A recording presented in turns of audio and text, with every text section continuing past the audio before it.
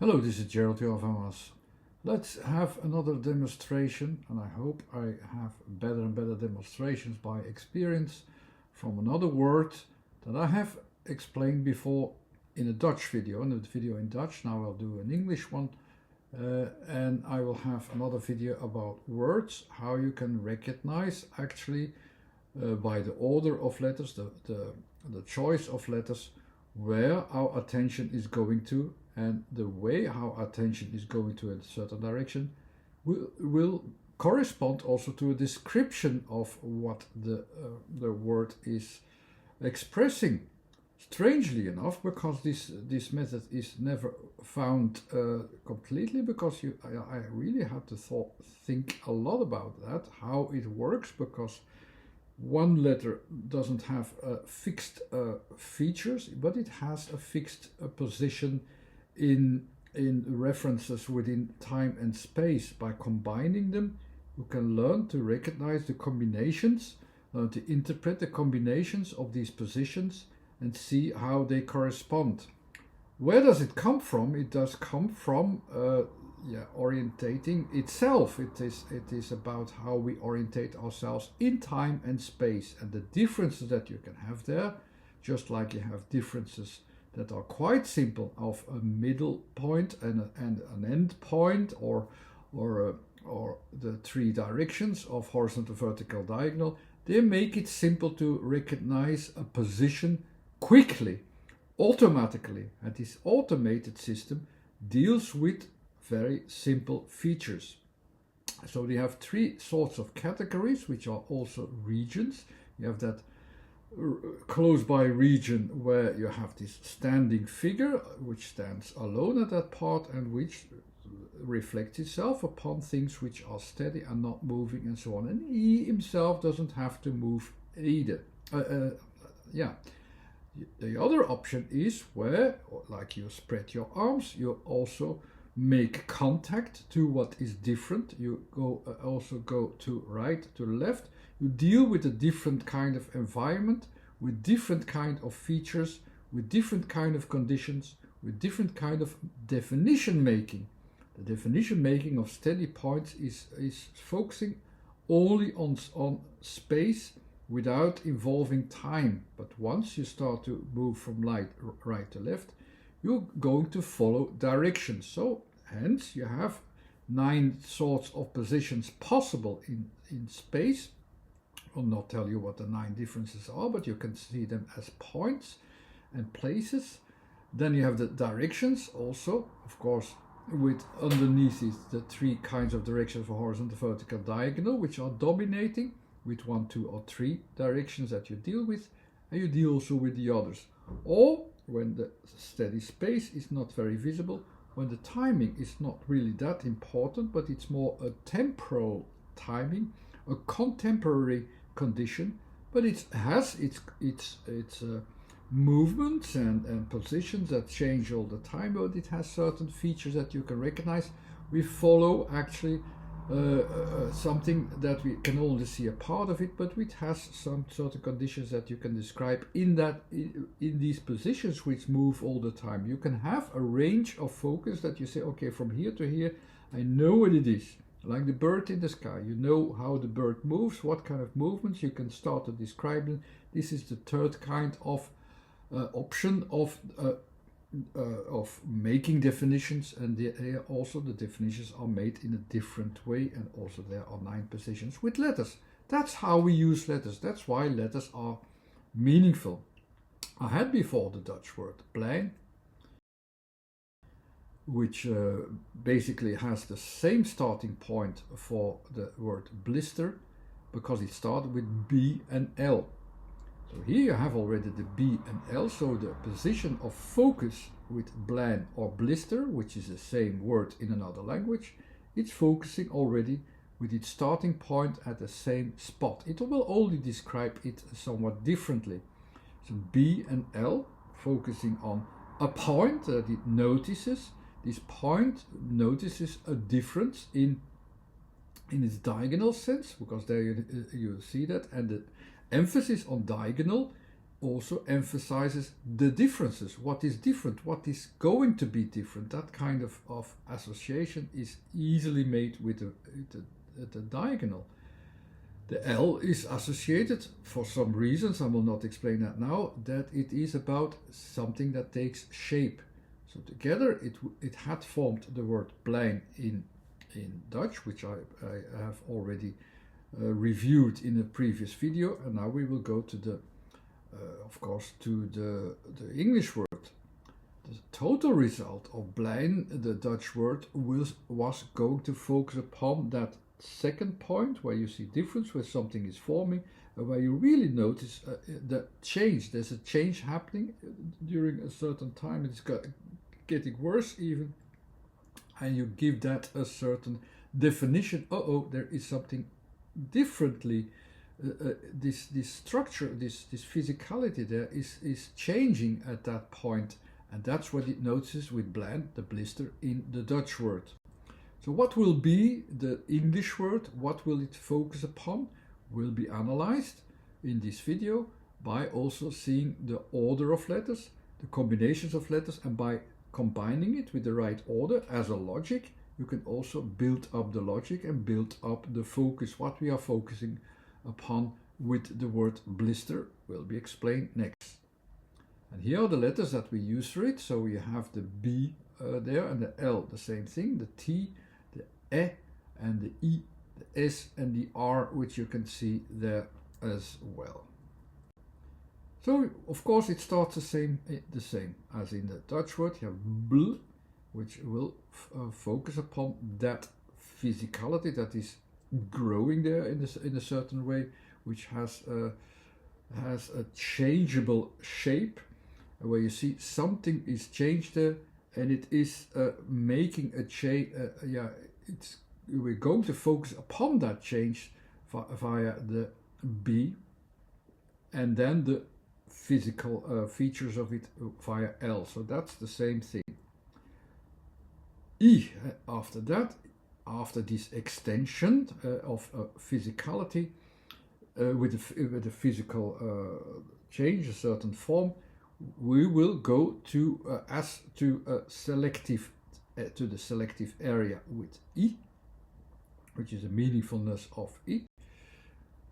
As you can see there, you also have actually always in the three levels of each category, you also have the numbers there, 1, 2, and 3. The last one is better expressed and better viewed, or sometimes it's making the focus more clear if you even use also the number as well, which is there. And that means for the S, you also, it's better even to deal with the three options. The three options means it's from here to here, and it's in there somewhere. With the I, the same thing. It's in there within a certain space and time. In S, it is within a certain time and space, but with a conclusive effect as well, because it's the third option, which is also going beyond it, but it's also connecting itself at that point with a conclusion, and that conclusion is in S associated with something like, it has an effect, it has a profound effect, it's the end effect, the end feedback process, it's the maximum of feedback that you will receive there into the whole system. It builds up from forming itself, making something, trying to realize something, and deciding also what you recognize, and so on. The last letter, the letter S, you don't have an influence on that. It's the influence itself. It's dominating in its feedback process. It's just becoming what it is. You can't influence it. It's there. It's that S form which is dominating. More and more influences is going inwardly via the I, where you will be able to sense it, like S is easily associated with that. And of course, it's a red zone in the end. It will get worse or more there as well. Also with more deviation, going to more directions of feedback. So you cannot even adapt to it as quickly as with the other letters. It's dominating and it's spreading itself, like with the S in all directions. It's spreading itself and it's getting worse, like with the S. And the influence increases, you can say, in general. Like the E with influence and the S with its effect, the effect will become more, and it will become more, and it will become concentrated onto one point, into one spot, like the T is, it's dominating into one spot in space. It's a letter from the first category, which is focusing upon a point in space, and there we have it, and there we will sense that influence, and we can give it a definition there as well, that there it is, that's absolutely where it is, in that point also where that influence is most dominant. The R in the end will of course use the letter E at the background. You don't pronounce it as too dominant. It's not E, not E. It is quite small also because it's just coming forward from the letter T. With the E you notice differences. You notice differences over time as well. So the differences will be also noticed over time. But here's more like a because the notification, or I notice it, not with a too much dominance of, okay, there's so much time involved before you have it. No, in this case we just notice it. And what will be the effect of the noticing it? That something developed there into a time concept, into a timing after a certain time. The dominance will be that with the last letter of R makes connections. Of course it will also follow the letters from before, so it will also spread itself into all directions. But what will always be defined in R is in the last category is from where you go to and where you can start from. In R, this frame will be defined. While in the first category all the letters in space will be the starting points where you start from. All of everything that you have in time will be dominated with to, where you go to. With the to and from definitions from the last category, you're more defined. Okay, but where do we start from and where do we go to, and what is the range? So the totality. So here it will go to the totality, but it will also define its definition with where will it go to, where will it start from. Together there will be made the connection. So the connection again to the spot in space because of T, and then in that spot there is a time schedule involved that will make connections and will have the full word as an influence. So of course time is involved, this time of getting worse, this time of getting to it, to make a conclusion that you see a change. So it's much more confined to a very short timing that you notice it. Oh, I see a change. This change has this definition which I have with BLISTER, and the connections are felt into that direction over time towards it and from it. In that case, so it's getting worse. Of course, we know that. But here we notice it on just one moment, and then there you have it then. So when I leave out the essence, which will be most dominating, you can see here B, L and T, they're as most dominating, and of course this extension of what is getting worse via the S and the connecting to whatever that is.